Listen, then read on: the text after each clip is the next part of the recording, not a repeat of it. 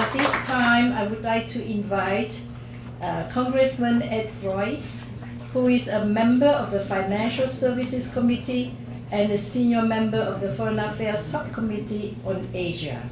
He has supported U.S. broadcasting efforts in Asia, initiating legislation to create Radio Free Asia, and has voted in favor of Vietnam human rights bills many times in the House. Thank you, Senator. MLNQVN. Good to be with all of you today.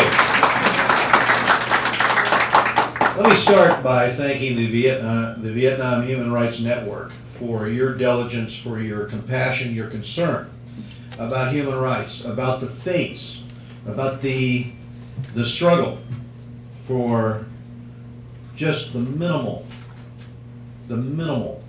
amount of human liberty in Vietnam. The concern that you show for people's basic rights. And I think we all know that we're not going to see freedom of religion or freedom of press in Vietnam unless people continue to keep a focus on this problem. For me, this really was hit home when we heard from Tran Kay Tan Toy.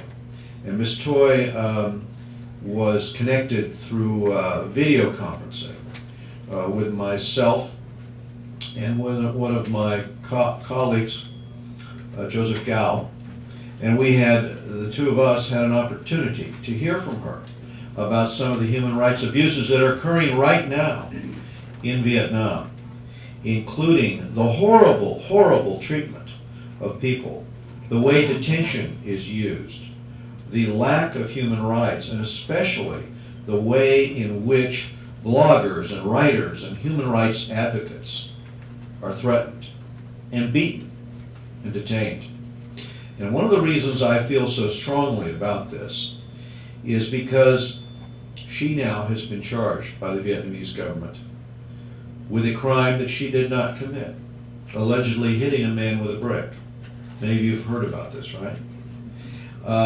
I was greatly saddened, but I was not surprised, because this kind of practice is carried out far too frequently with people brought in on trumped up charges, on untrue charges, in order to keep them from writing about human rights. So she has landed in jail, and it's up to us, really, to galvanize the international community on behalf of the fate of all of those who are struggling in Vietnam for these human rights. One area, I'm afraid, where we have a severe difference of opinion with our own State Department in the United States government is with this question of country of particular concern. From 2004 to 2006, the Vietnamese Communist government was on the list of countries of particular concern, and as a result of the pressure, there were some changes made. But as soon as they came off the list, what happened? They again began violating human rights. To put it very plainly, they began conduct that was deplorable with respect to human rights in Vietnam. As a recent Asian Times article put it, it is a monolithic one-party state in Communist Vietnam where the country's citizens are often denied basic civil liberties, including freedom of expression and religion and freedom of association. Well, that's the situation today. And for that very reason, I put the legislation back in to put Vietnam back on the country of particular concern list. We passed it. We passed it through the Foreign Affairs Committee. We passed it off the floor of the House of Representatives. And I'm here today to ask two things of you. Now, next year, we're going to have an opportunity to push hard on the Vietnam Human Rights Act. But right now, I need you to push over on the Senate side. I need the community to bring pressure to bear on the Senate side so we can, when we take the House version of the bill and the Senate version of the bill, I want to make sure that Vietnam is back on that CPC list. All right? And we know that Vietnam has ramped up its persecution.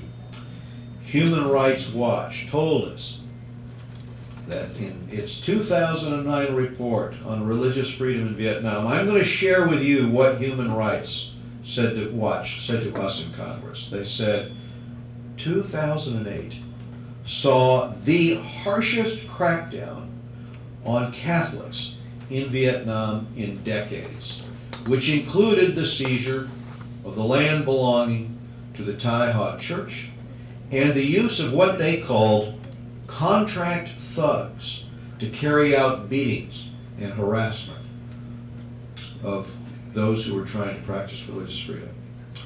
Catholics aren't the only religious group that suffer from repression. As you know, I know only too well. I had a chance to visit the Venerable Thich Quang Do when he was under house arrest, and others while I was in Vietnam. And I know that the Human Rights Watch report talks about the reality for Buddhists in Vietnam today.